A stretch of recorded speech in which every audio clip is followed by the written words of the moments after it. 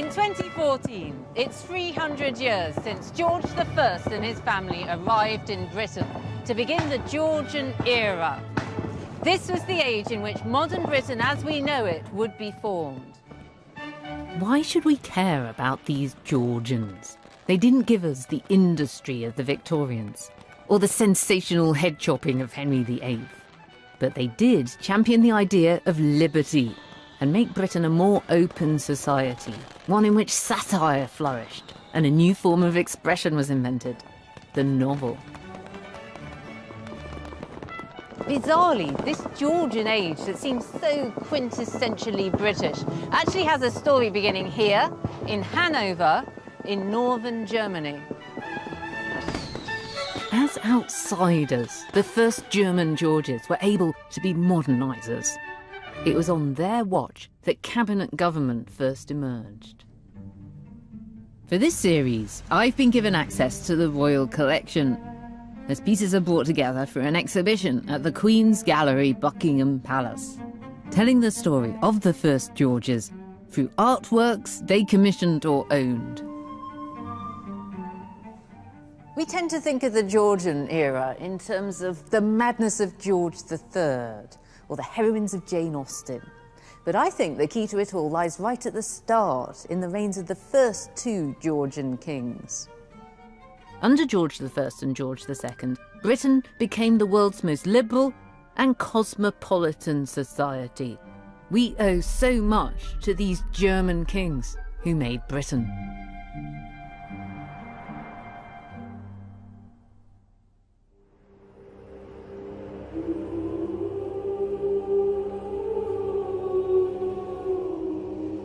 In 1701, Britain faced a big problem. The heir to the throne, Princess Anne, had failed to provide the royal family's next generation. She'd gone through 17 pregnancies in a desperate attempt to produce an heir. But her last surviving son had just died. Parliament took drastic action. They had the idea of importing a ready-made royal family from overseas.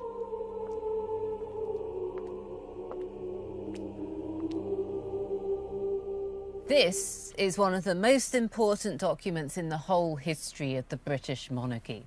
This is the piece of parchment that changed history. It's the Act of Settlement from 1701 that sets out who can, and importantly, who can't be king or queen. First of all, you've got to have some Stuart blood. You've got to be related either to the late Queen Mary or to Princess Anne. But trumping that, you've got to be a Protestant. As it says here, if you profess the popish religion or marry a papist, you shall be excluded.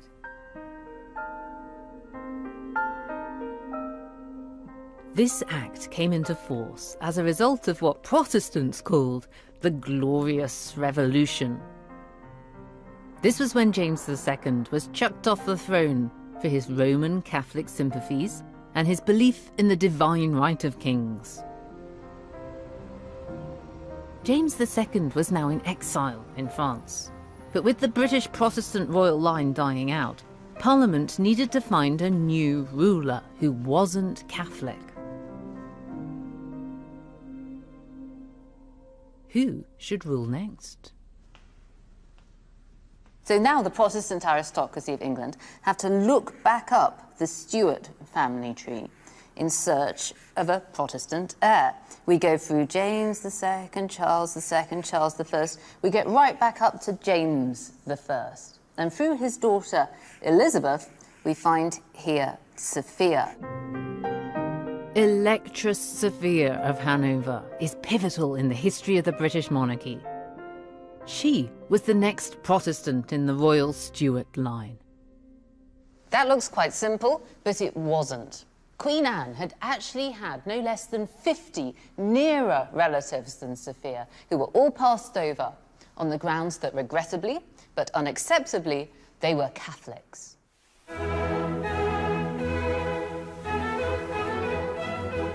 Sophia was the matriarch of a princely family who ruled the remote German territory of Hanover. But now she was first in line to the British throne. Sophia forms part of a very German tradition of royal women leading the social and the intellectual life of a court. Very unlike the British tradition, where we have the badly educated princesses Mary and Anne, who were dull as ditch water. In her statue, Sophia is holding a book by her personal friend, the philosopher Leibniz. And she and Leibniz exchanged many, many letters discussing questions like the nature of the human soul. As well as Peter the Great of Russia, it was said that Louis XIV himself was in love with her brilliance. Sophia was thrilled about her new status and was desperate to come to London. But Queen Anne didn't want a rival queen, particularly one who was a whole lot cleverer, showing her up in her own kingdom. Sophia just had to sit and wait for Anne to die. So why have you never heard of Queen Sophia I of Great Britain? She would have been very good at the job. She was intelligent and rational. She was tolerant and enlightened. But very unluckily, just 2 months before Queen Anne died, Sophia was out here in the gardens, and it was during a thunderstorm that she drops down dead. It's rather melancholy being here in her boudoir and thinking about Sophia, the greatest queen we never had. Sophia did not die in vain. Her descendants would inherit the British crown. It was her eldest son, Georg Ludwig, who was to become King George I of Great Britain. Unlike his mother, he was uncharismatic, not particularly impressive, and he already had enemies. Without the Act of Settlement, George's distant cousin, the Catholic James Stuart, would have become King James III. He was in exile in France. Although he was only 13 years old, he was already plotting how to get his crown back.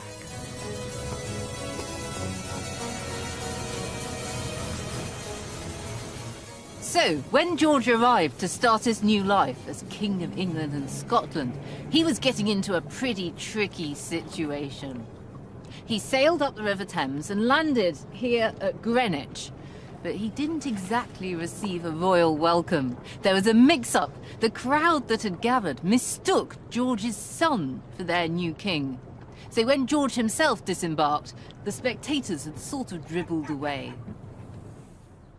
George's new kingdom really was new. The splicing together of England and Scotland had only taken place 7 years previously. Things were unstable. If I was a gambler, I wouldn't have put much money on the survival of this Hanoverian dynasty. George I was crowned at Westminster Abbey on the 20th of October, 1714. All the great and good of Protestant Britain were in attendance. This is the actual crown that George wore 300 years ago. It doesn't have any real jewels in it, because George, being frugal, rented them. And look at the great big cross on the top. It was George's Protestant religion that had put him on the throne. And in this coronation, for the first time, a copy of the Bible in English, a key text of the Protestant Reformation, was carried in the procession. But poor old George's English language skills weren't his strongest point. You can't blame him, it was after all his fourth language. Unfortunately though, it was now the language of his new subjects, and he couldn't really speak it very well. He couldn't understand what was happening in the ceremony. But nevertheless, the establishment were delighted. One spectator said that the sight of the coronation brought tears to her eyes. They felt that everything was safe now, their liberty, their property, and their religion.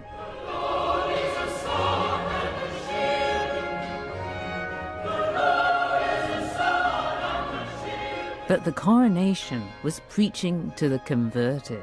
To many of his newly Georgian subjects, the idea of being ruled by a German took some getting used to. George's coronation at Westminster Abbey was slightly marred by xenophobia. Spectators were heard to call out, "Down with the German" and "Out with the foreigners." If you look at the popular protests against George at this time, there's quite a funny theme running throughout them. This idea that Hanover is a place full of yokels. In pamphlets, we see pictures of George hoeing a row of turnips. There's a song calling him Turnip Head.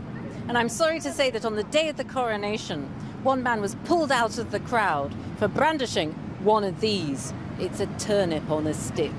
Of all the roots of Hanover, the turnip is the best.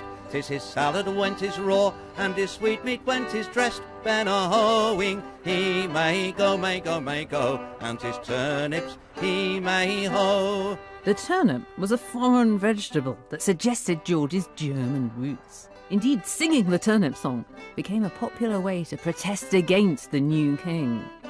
The Jacobites, supporters of the would-be King James III, loved it.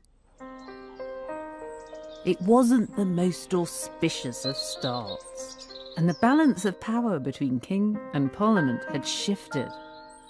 Parliament thought that their new pet king ought to follow their rules and do what they wanted. The king wasn't even allowed to leave his new country without Parliament's permission.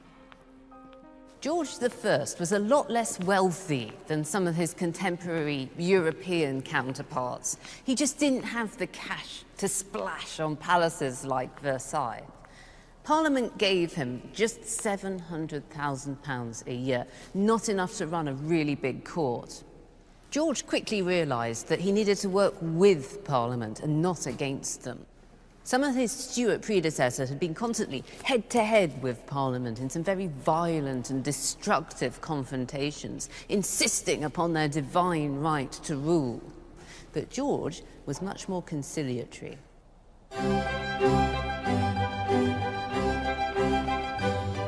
He had to be. Parliament had given the throne to George, and perhaps they would take it away from him. He was a monarch appointed not by God, but by men.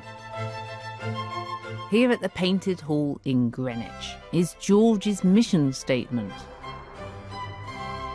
It was his promise to the British to be the king they wanted.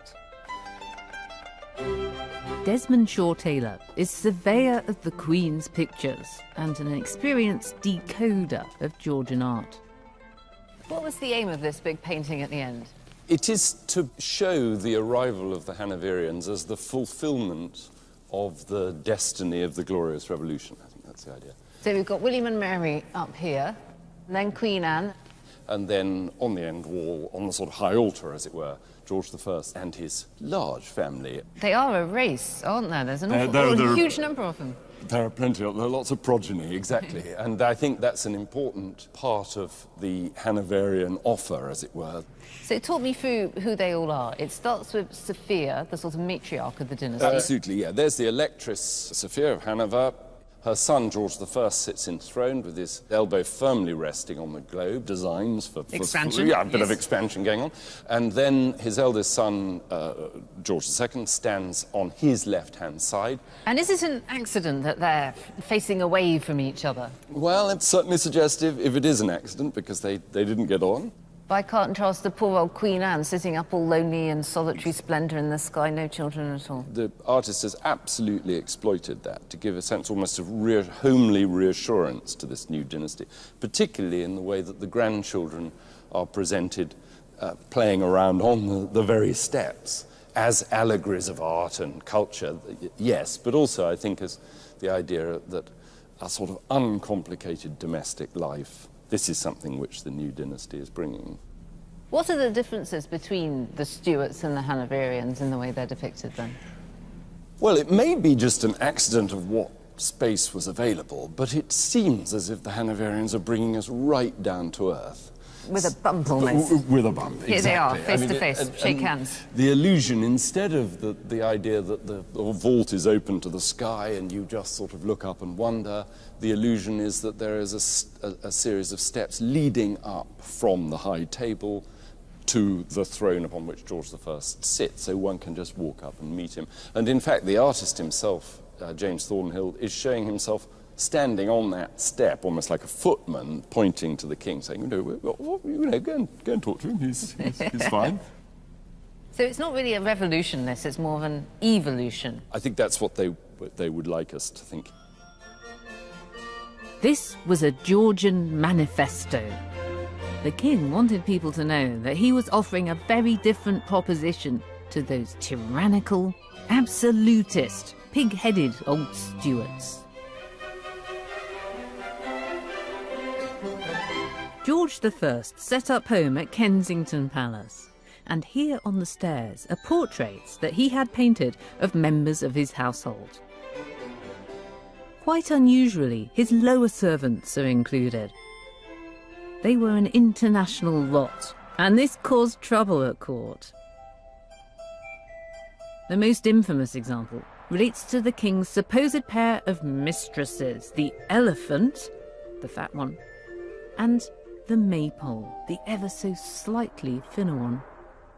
The fat one, the elephant, was in fact the king's illegitimate half-sister, and he just had the one skinny mistress, the maypole.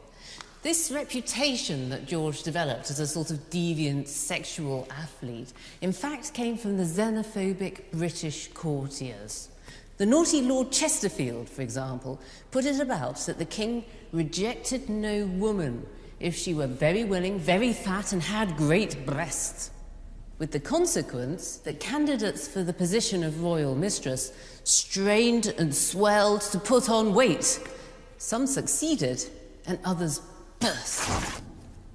All of the foreigners close to the king came in for this sort of scurrilous sexual slander, including the king's 2 Turkish valets, seen here. This is Mustafa with the white beard, and Muhammad in the blue cloak. Muhammad was very close to the king. He helped him to get dressed in the mornings, and he even treated his hemorrhoids. And of course, gossip grew up about this. People said that the king keeps his Turks for abominable uses. But these same aristocrats who criticised George behind his back were probably as keen as anybody to curry favour with the new regime.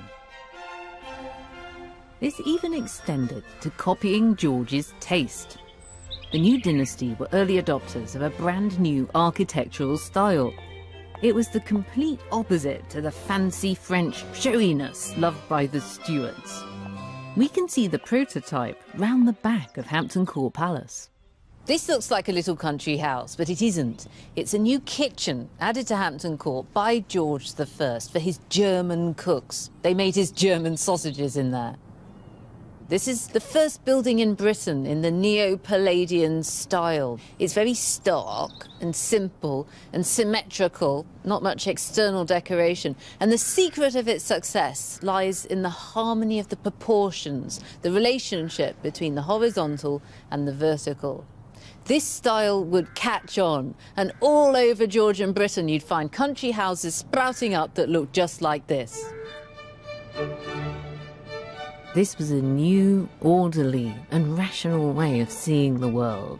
And you just need to look at cities like Bath and Edinburgh to see that it would catch on. The inspiration was the 16th century architect Andrea Palladio, who'd recreated the works of the ancient Romans. Neo-Palladianism was ancient Rome brought back to life with an Anglo-Saxon twist. The Georgians were saying, Britons, we are the heirs to the power of Rome, and together we can build a new empire. An important promoter of this new style of Neo-Palladianism was Lord Burlington, a member of the king's inner circle. Burlington's own house at Chiswick is a magnificent example, as I'm shown by the architectural historian Carol Fry. So Carol, tell me why this is a Neo-Palladian room that we're in. Well, it picks up on Roman antique architecture. So everything about this room is referenced to an antique source. For example, the coffered ceiling is a direct replica of the Basilica of Maxentius in Rome. and we've got these very ornate pediments, and yet the room remains very cold and Spartan and very sparse, which was a trait of Neo-Palladian architecture. Burlington was a tastemaker and a trendsetter. Chiswick was a Neo-Palladian masterpiece. But there was something else going on under the Georgian veneer. There is some very questionable imagery in this building, treasonous imagery, which doesn't need to be here. Treasonous imagery is hidden within this building, yes, not hidden very well. It's there to be seen if you have eyes to see it. The painting up there of Charles I and his family, and he was a very great Stuart king, and that's hanging over that doorway directly in front of the door. So as soon as visitors would come in, they would see the old Stuart king hanging there. Not very Hanoverian. These are the guys who are out of power. They've been exiled. Absolutely. And what's going on with the star that we're standing on? Well, that's important because this is the Order of the Garter, which was an honour given out by kings. And the fact that this is placed underneath this painting of the Stuart king, it is possible that Lord Burlington was alluding to the fact that actually he had been given the Order of the Garter by the exiled king, the would-be James III. Lord Burlington, he's right at the heart of the Hanoverian establishment. His wife works for Caroline, the princess. Isn't this all just a mad conspiracy theory? It could be indeed, but then one has to wonder why he did incorporate these treasonous images into his building. That's a very good point. I can show you some more if we head through into that room. Take me to your secret clues. As you can see up there, it's the second Earl of Burlington, so the Earl's father, and he's sitting with two of his close cronies, and they're obviously having a toast. They've each got a glass of wine. The central figure is the Earl, and he is holding a ring over the contents of his glass, which literally was a toast across the water. So he was toasting kings across the water, which was none other than the exiled James III, as he would have been. Who's living in France, across the Channel. Precisely. So that is a piece of Jacobite propaganda, there's no doubt about it. Now, if what you're saying is right, and that people right at the heart of the Hanoverian establishment living in Neo-Palladian buildings could in fact be secretly expressing treason through their architecture, what does that say about the stability of the Georgian monarchy? Well, it wasn't very stable. There was a lot of support for the Jacobites. Nobody knew which way it was going to go. In living memory, we had kings that had been ousted from the throne and new ones brought in, and we also had kings that had been returned from exile, like Charles II in 1660. So it was an uncertain time. There was almost a civil war going on under the surface, and no one knew who to support.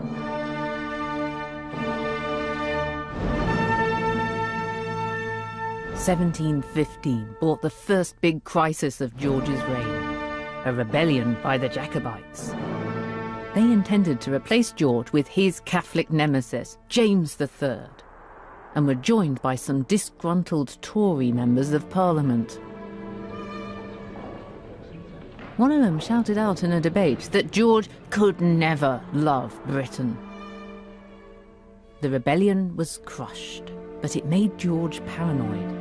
He turfed out all the Tories from his inner circle, and their rival Whigs were allowed to govern unchallenged. But there was still the problem of Jacobite propaganda. George the turnip-headed yokel. To counter this image of George the turnip head, his supporters instead described him as George the Dragon Slayer. They associated him with the patron saint of England, the soldier saint, who ever since the Reformation had been shown slaying the dragon of popery or Roman Catholicism. Associating German George I with the very English Saint George did a lot to naturalise his foreignness. I think that this portrait of George is the most important of his reign. Because this image would pass through the hands of every single one of his subjects. It's being worked on here at the Royal Collection Trust's Conservation Studios. This portrait of George I was painted just 7 months into his new reign. He's projecting quite a serious and sober image here. The main colour is grey. There isn't the sort of flamboyance of his Stuart predecessors. And the picture is in profile, and that's because it was used for the image on his coins. These little mini portraits of the king were the closest that most of his new subjects were ever going to get to him. Another important thing is that he's dressed in armour. He's saying, I'm not afraid to fight for my rights. And he'd spent most of the 1690s fighting for Christianity against the Muslim Ottoman Empire. This is an important part of his image. Onward, Christian soldiers. George had one more obvious advantage. He was a man. Daniel Defoe was one of many writers who rejoiced that Queen Anne was gone. There was no longer a useless woman on the throne, he wrote, but a warrior king able to wield the sword. And George also benefited from the fact that people didn't know that much about him. Some people could say that George was a turnip head, and others could say that he was a dragon slayer, because he seemed to have a curious absence of personality. He was quite shy and retiring. He was difficult to get to know. But his sobriety and his frugality, he was very careful with his money, had a certain appeal, though, to a nation of shopkeepers. Britain was fast becoming the most commercially successful country in Europe. Daniel Defoe picked up on this when he wrote his book, A Tour Through the Whole Island of Great Britain. It's a rough guide to Britain, from Leith to London. Just one of the many markets Defoe describes is London's Leadenhall, which has infinite provisions of all sorts, be it flesh, fish or fowl. Professor John Mullen believes that Defoe captures a period of the most rapid economic growth that Britain had ever seen. What's the point of this survey of the markets and the tour around the whole country? Well, because I think that he's trying to get a picture of the island and its history, but also of its activity, of the island now.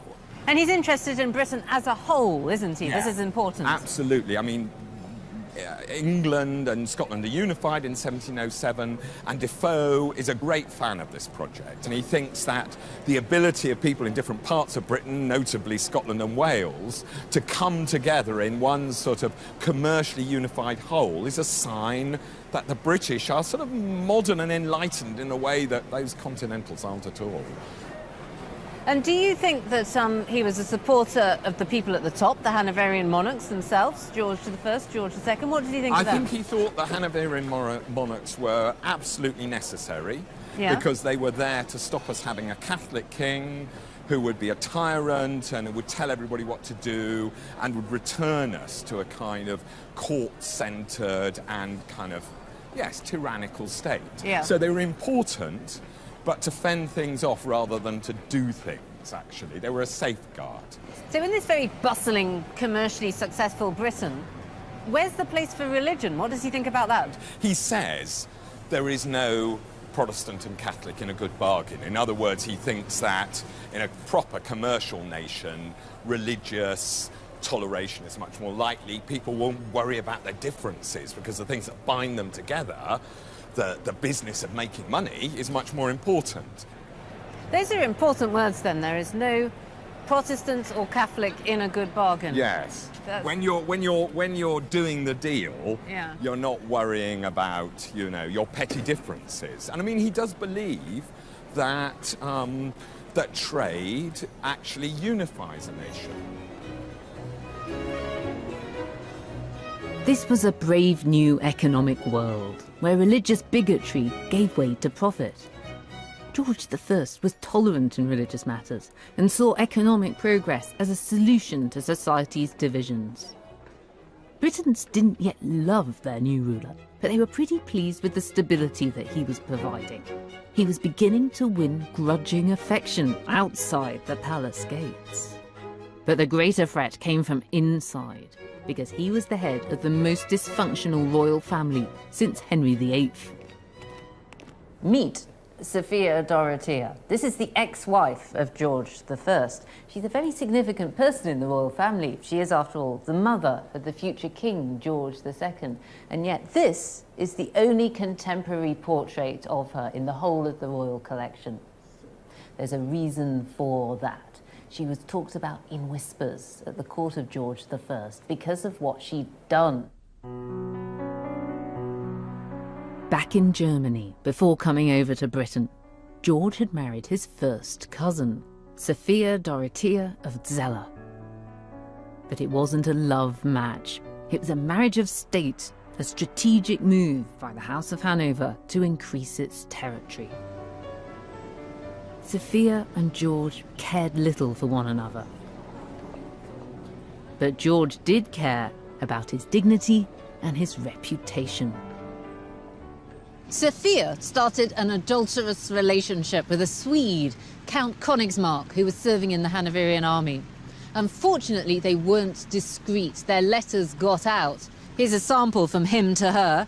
"What joy, what rapture have I tasted in your arms! Ye gods, what a night I spent!" With this sort of thing circulating through the drawing rooms of Europe, though, George was humiliated. A scandal was about to unfold that would inflame court gossip and spawn conspiracy theories for years to come. It all came to a head here at the family's palace on the River Leine. One night, here at the Leine Palace, we hear that Count Königsmark was creeping along the corridors to Sophia's room when he was set upon by an assassin, and this is the spot in the river where the Swede's dead body is said to have been thrown. The culprits were never apprehended. The whole affair was hushed up, and George never spoke about his estranged wife, her lover, or the murder ever again. Count Königsmark's disappearance was wrapped up in mystery, but we do know exactly what happened next to Sophia. She was put on trial for the crime of adultery. She was divorced by her husband, and his punishment was to lock her up in a remote German castle for the rest of her life. That sounds pretty bad, but there was worse. The couple had a son, another George, the future George II of Great Britain. He was only 11. Sophia was now parted from her son, and he would never see his mother again. This left a massive gap in the young Prince George's life, for which he naturally blamed his father.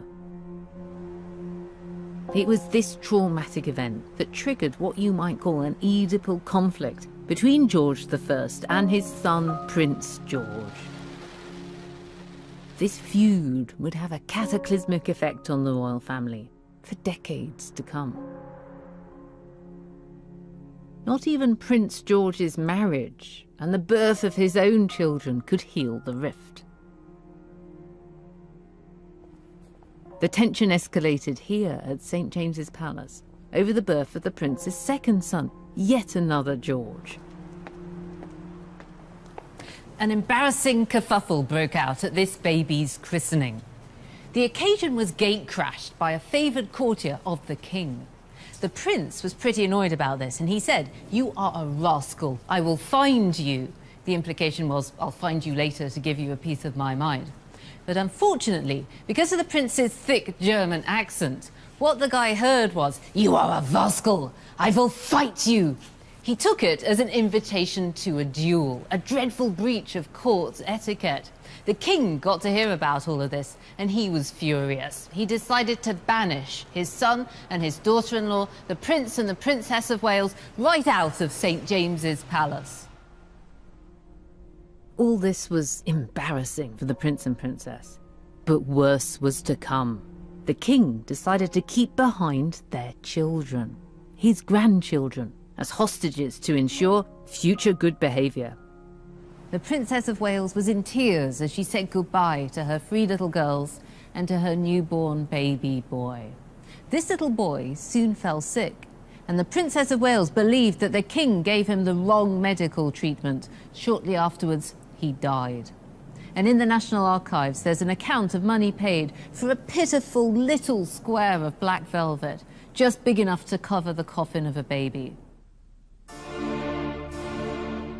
Now, between father and son, there was all-out war. The courts of Europe could talk about nothing else but the British royal scandal. In London, the nobility began to take sides. Once the court had split into two factions, each developed its own separate social life. At the King's court, people tended to be older and more respectable. At the Prince of Wales's court, the courtiers were younger and more dynamic, and at this court, they had the better parties. At these parties, people had so much fun that some virgins conceived. Now, you might think that this was very dangerous and destabilising, but there is an argument that this was a healthy development in a parliamentary democracy, because if you wanted to criticise the king, you didn't have to take up arms or commit treason. You could just go to a different type of social event. The concept of His Majesty's loyal opposition had been born. The Prince of Wales's new court effectively became a home for rebels. After the Whigs won a landslide victory in the elections of 1722, many of the defeated Tories went round the corner from the royal palace to Prince George's house in Leicester Square instead. It was a way of showing dissatisfaction with the king that wasn't quite as drastic as joining James III and the Jacobites. Quarrels like this between royal fathers and sons, exacerbated by the politicians, would happen throughout the 18th century. This new vision of Britain, with its opposition and disputes, its freedom of speech, if you like, appealed to one of the greatest thinkers in Europe. He went by the pen name of Voltaire, and his fiery political views had already seen him persecuted by the French government. "How I love English boldness," said Voltaire. "How I love those who say what they think. Those who only half think are only half alive." Voltaire knew what he was talking about, because saying what he thought had got him into terrible trouble in France, so much so that he'd been put in prison in the Bastille twice. So in 1726, to seek asylum from all of this, he'd come over to England. What Voltaire found was a culture of tolerance. Indeed, in comparison to France, he labelled Britain as a land of liberty. Professor Nicholas Cronk believes that George I's rather liberal view of kingship allowed writers like Voltaire to thrive. When Voltaire came to England then, things were very different. What differences did he notice? Well, in France, under the Ancien Regime, for the most part, writers lived through patronage. So you find an aristocrat, or maybe the king, who gives you a pension, you dedicate your works to You suck up, basically. You suck up, basically. When Voltaire comes to England, what he finds is a society where the court is much less all-powerful than it is in France. It doesn't quite have the same glitz or the same prestige, but at the same time, there are more centres of power outside the court. There is a political debate between the two houses of Parliament and the king, so that's not like the French system. Voltaire later writes that "I think and I write like an Englishman." This was clearly an important time for him. Voltaire comes to London and finds that there are Catholics and Jews, and as well as Anglicans. So there is, of course, greater tolerance than there is in France. The idea that the English were free was something that they were very pleased about. So to some extent, Voltaire's picked this up from the contemporary English press. You know, you find it in The Spectator or The Craftsman or whatever. We'd like to think it's very grand about the big noble ideals of freedom of mankind. I think for him it's also about freedom of the writer.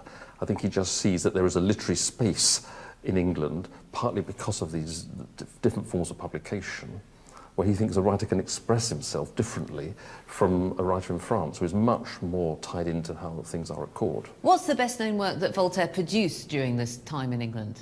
Well, the work that he's most famous for now is the book that in French is called the Lettres Philosophiques, Philosophical Letters, but in England was published as the Letters Concerning the English Nation. This is a book where he talks about English liberty, he talks about English religions, he talks about the English toleration of different religions, in a way which actually is quite flattering to the English, and of course the English liked it because they liked being praised by a foreigner.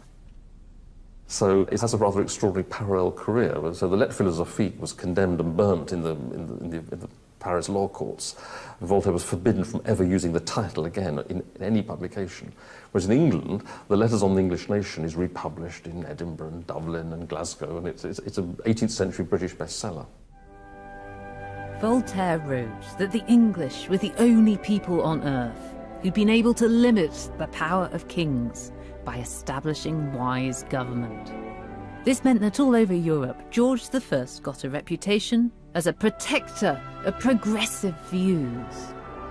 But in Britain, his reputation had taken a knock after the christening quarrel. The king's supporters were defecting to the Prince of Wales's court, and he had to try to win them back. He embarked on a plan to redecorate Kensington Palace. He hoped there to host parties that would be the most spectacular in London. Now, this room is pretty sensational. Take a look at that ceiling.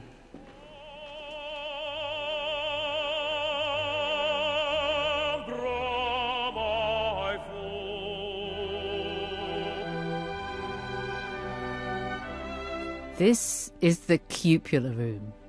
The commission was fought over between designers of the old guard, still working in the 17th century style, and adopters of the new Georgian look that would define the future. Everybody expected that this plum royal commission would go to Sir James Thornhill, who'd been mopping up all the work of this type. But Thornhill had got a bit complacent, and the king liked a bargain. Thornhill's estimate was £800, an awful lot of money. So the king was persuaded to look at a young, new painter instead, William Kent, fresh back from Rome. He wanted the job. His estimate was half of Thornhill's. William Kent got the commission, and this is what he produced. Kent is playing with perspective, turning this room into a space seemingly twice as tall. He uses paint to emulate architecture. But his more traditional colleagues found it garish and tasteless. It's not surprising that there was a bit of carping and naysaying when this room was first completed, because the British just weren't used to this sort of thing. It's like a completely fake Roman palace interior, made out of wood and paint. And William Kent was doing something entirely new here. Kensington Palace would be Kent's breakthrough in Britain. Rufus Bird is deputy surveyor of the Queen's Works of Art and believes that Kent was the first interior designer. He wanted to get involved in every single aspect. He was a complete sort of attention to detail in every corner. So if furniture was going to go into interiors that he designed, he wanted to make sure that it harmonised perfectly. A bit of a control freak. A little bit, perhaps, yeah. And just looking at it, what are the visual clues that this is a Kent design? Well, firstly, you have this very obvious Roman symbolism. The particular elements are the fish scales, which you see on the panels of the legs, and the fish scales are associated with dolphins in the 18th century, and dolphins drew the shell chariot of Venus, and of course there is this large shell in the centre here, and then there's another shell at the top of the back there. Why is William Kent making all of these classical references? Well, in the early 18th century, Kent had been to Italy and came back filled with a desire to bring Italy and Rome and the patterns associated with ancient Rome into Britain. And so this is a major change that we see. So France in the 17th century had been this dominant artistic leader, if you like, and then in the 18th century it's Kent and his supporters who really want to bring Italy into England. Would you describe it as almost like a piece of stage scenery, not intended for use, but to look good? Exactly, that's right, yeah. And so often court functions, particularly at this date, are great theatrical events, and the spectacle was all. And the furnishing of the rooms was just as important as what people wore and how they populated those spaces. It was Kent who heralded in an entirely new kind of Georgian interior and helped make George I's parties a glamorous success. Kent's triumphant progress up the social ladder from humble sign painter to royal decorator reveals what was now possible in terms of social mobility in Britain.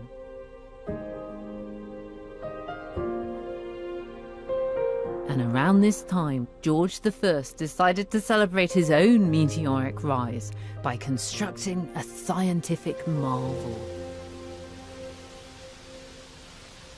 It was back in Hanover that George I spent a huge amount of money on the most technologically ambitious project of his reign. When this fountain was first switched on, it was the tallest fountain in Europe. It was based on the ideas of Leibniz, and it spurts up 35 meters into the air. It wasn't just a toy. The fountain is actually an analogy for the rise of the House of Hanover. They too spurted up, defying gravity. They went from being a second-rate princely house to being one of the most important dynasties in Europe. George fancied himself as an enlightened monarch interested in learning and science. And he now turned his attention to the British economy. He needed to deal with the problem of the national debt, and his administration took a gamble on a newly emerging phenomenon, the stock market. They sold the nation's debt to a private business, the South Sea Company, in exchange for a monopoly in the fledgling British slave trade. If that wasn't dodgy enough, the company then issued shares, and the British were such big fans of gambling that they bought in their thousands. By 1720, this financial revolution was well underway. And I think of this activity of share trading as being very characteristic of this early Georgian period. People now realised that you could make money out of servicing the debts of other people. Doesn't that sound familiar? George was about to plunge Britain into financial chaos. The whole affair became known as the South Sea Bubble. Share prices rose so quickly that the company was worth £2.5 trillion in today's money. There were even playing cards produced that charted this frenzy of speculation. Dr. Helen Paul is an economic historian who's investigated the boom and the bust of the South Sea Company. What was the atmosphere like in 1720 then, as the prices began to rise? The prices went up far too high to be sustainable, and once you realise that you've got naive investors coming in, other people try to buy the same shares to sell out to them.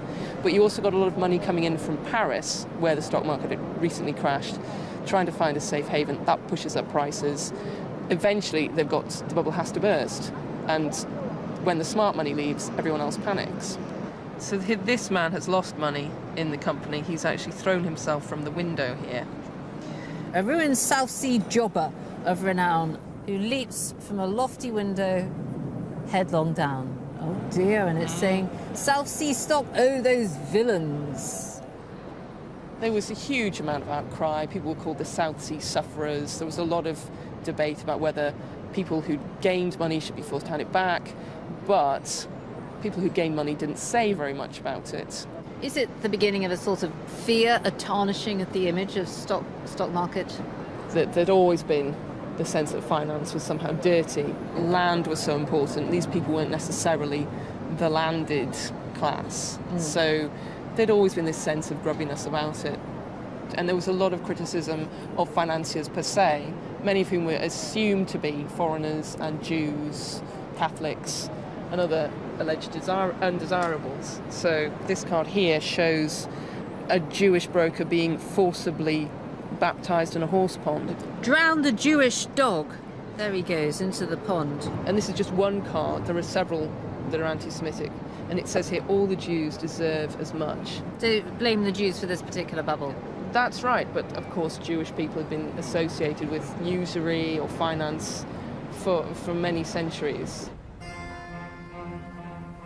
This really unpleasant anti-Semitism exposed the holes in Georgian Britain's facade as a land of liberty and tolerance.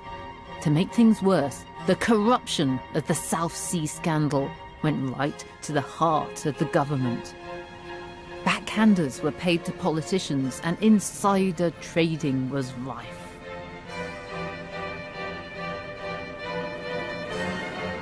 When the bubble burst, George had to call in a fixer. He chose his closest political ally, Robert Walpole. Having sold his shares at the top of the market, though, people thought that Walpole too had his snout in the South Sea trough. This is Change Alley in the city, and it was in the coffee houses along here that all the wheeling and the dealing of the South Sea bubble took place. When it burst, they were full of panic and fear. And now up pops Robert Walpole to limit the damage. He was put in charge of an investigation into the crisis, but it didn't really go anywhere. It was thought that he'd protected prominent people from charges of bribery and corruption. And because he'd shielded them from the consequences of their actions, people called him the Screen Master General. There was a growing feeling that once again the elite had won. But Walpole didn't get off entirely scot-free. There was a new force at work in Georgian society: satire. One of the Georgian age's most notorious images is Walpole's huge naked bottom, blocking the way into the treasury. To get on in 18th century government, this is what you had to kiss. These satirists used lewd images and language to skewer hypocrisy, from a diving competition into the sewers of Fleet Street to a giant weeing on the royal palace. The satirists were reaping the benefit of a strange thing that had happened at the end of the previous century. According to the modern satirist Martin Rowson, Parliament had inadvertently made this satire boom possible. Could you print anything you wanted? Well, it's, I think, one of the most beautiful moments, certainly in British and probably in world history, because it was an accident if they were meant to be renewing the Licensing Act, which was essentially press censorship. The royal licence, and somebody forgot to put it in the press in the parliamentary timetable. Suddenly, Pandora's box was opened. You could print anything you wanted. You could print anything you wanted. There was a sudden eruption of freedom of speech and of satire. And whereas people had previously been writing satires on behalf of rich men and powerful men to attack other rich and powerful men because it meant they had a protector, now they could write whatever they wanted. So you could now print all kinds of naughty stuff with impunity. It meant suddenly that people were liberated to satirise everything. And after Leveson last year, when people were saying, we fought for centuries for this freedom of the press. No, we didn't. It just happened by mistake because somebody forgot to put it in the parliamentary timetables. And it's what led to our understanding of the 18th century as not necessarily being the age of George I, George II, George III, but the age of Swift and Pope and Hogarth and later Gilray and Sterne and the rest of them. There is this open sewer of satire running through the Enlightenment. How popular was this? Who did it appeal to? It's a weird relationship because on the one hand, this is scurrilous, filthy stuff. On the other hand, the people who bought Gilray's stuff and who bought Hogarth's stuff were the people who were being satirised because they understood it was part of the joke. Satire allowed people to criticise the highest echelons of society without getting thrown into the Tower of London. But the satirists upped the ante once again when writers like Jonathan Swift were bold enough to have a go at the monarchy itself. In Gulliver's Travels, Swift has his main character, Lemuel Gulliver, wash up on the island of Lilliput. Here he found a tiny royal court where everyone was obsessed with climbing the greasy pole. How did Swift satirise the monarchy? Gulliver's Travels is a prolonged satire on the whole notion of courts. So there's all this stuff about people having to jump over higher sticks to get preferment, courtiers having to do this rope dance on a tightrope, the levels of corruption, the levels of venality. It's not that difficult a satire to say these people who thought they were sort of such great men are really little tiny things. And of course, all the people in George I's court recognised what it was all about. Did these people not mind Jonathan Swift laughing at them? It is part of the game. If you're in a position of power over your fellow citizens and you can't take a joke about yourself, then really you're not quite the thing. You're not quite right, because you should recognise that your position is inherently ludicrous. All this satire was so popular that the king and the politicians had to just take it on the chin. Better to laugh along, pretending that you were in on the joke. But it was Robert Walpole, not the king, who was the greatest target of fun. George I often just wasn't there. He'd gone back to Germany. Here's George I on a happy hunting holiday back in Hanover. These are his ancestral forests. You get the sense that this is where he thinks he really belongs. And he's brought an awful lot of people with him. We can see here the whole of his German household. There are Mustafa and Mohammed, his valets. But he's also brought with him some very prominent British politicians. Me Lord Townsend, as it says here, he was a top Whig. And here we have Me Lady Townsend. He's brought his wife with him.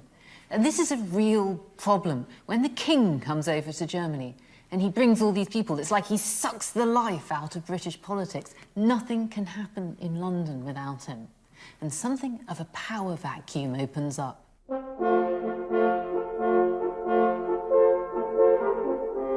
And when the king's away, Walpole will play. Many of George's ministers were strongly opposed to his frequent visits to Hanover, but Walpole saw them as an opportunity. This was the origin of modern government. When the king was away in Germany, his ministers got into the habit of meeting by themselves, without him, making autonomous decisions. These meetings of the government ministers were chaired by, who else? Sir Robert Walpole. He was first amongst equals. And he came up with the concept of cabinet solidarity. Once they'd all agreed on a policy, they had to defend it in public or else resign. This is the essence of the system of cabinet government that we still have today. George had always kept his Hanover base. I wonder if deep down he was worried that Parliament would change their mind and take away his throne. He needn't have worried. For the century before his reign, Britain had been eating itself. There had been civil wars and revolutions and disputes about inheritance. With George I, though, came stability, freedom of speech, and modern government. George may not have been the sharpest or the brightest or the most vigorous king, but thanks to his benign rule, Britain was on the way to becoming truly great. For himself, though, George still called Hanover home. Indeed, he was travelling back here at the very moment of his death. George's body ended up in this mausoleum overlooking his beloved Palace of Herrenhausen, the place that he'd never really wanted to leave. Some of George's British subjects called him Lucky George, this man who'd so unexpectedly inherited their throne. But I think of him as Unlucky George. He never really wanted to leave Hanover. He was deeply unlucky in his personal life, with his divorce and his terrible relationship with his son. The history books have overlooked him because he wasn't showy, he had no charisma. But sometimes it's the quiet ones that you've got to watch. I think I'd say not so much Lucky George, but Lucky Britain. Next time, as their personal divisions deepen, the royal family have to deal with a new force that's reshaping Britain, the power of the public. This was a very dangerous moment for the Hanoverian royal family. If any one of them were to make a mistake, it could break the monarchy.